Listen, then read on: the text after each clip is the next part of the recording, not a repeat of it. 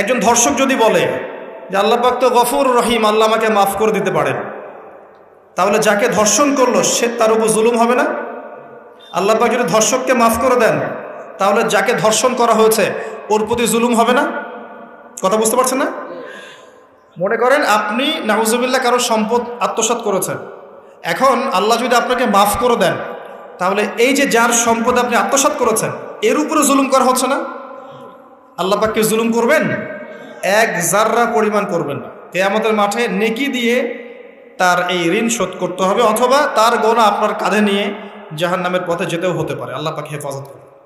কাউকে অপবাদ দিয়েছি, কারো সম্মানহানি করেছি, কাউকে মিথ্যা অপবাদ দিয়েছি, কারো প্রতি হিংসা করেছি, বিদ্বেষ রেখেছি, কারো সম্পদ আত্মসাৎ করেছি, কারো জিনিস চুরি করেছি, ছিনতাই করেছি বা ডাকাতি করেছি, বা কারো সম্পদ আত্মসাৎ করে নিজের পেটে ভরেছি, প্রতিবেশীর জমি মেরে দিয়েছি, ওই দুই প্রতিবেশী চাষের জমি জোর করে জবরদখল করেছি।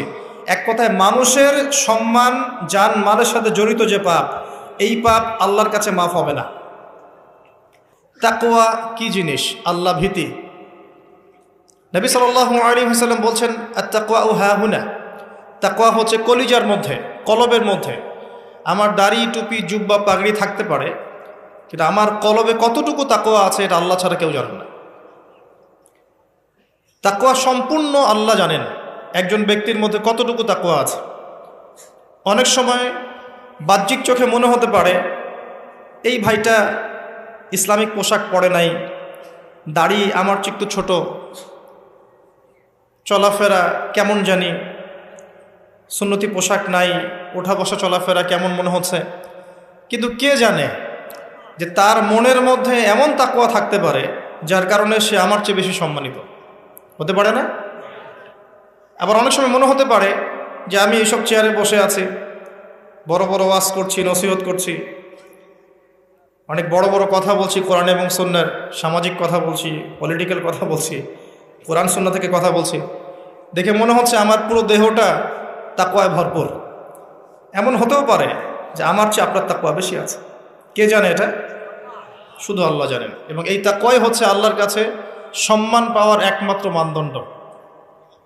তাই এখানে একটা নসিহত হচ্ছে, আল্লাহর কাছে নিরপরাধ থাকার চেষ্টা করেন, মানুষের কাছে না।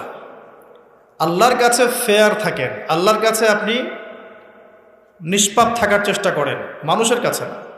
আল্লাহর কাছে ভালো হন, দেখবেন আল্লাহ রাব্বুল আলামিন মানুষের মনের মধ্যে আপনার জন্য ভালোবাসা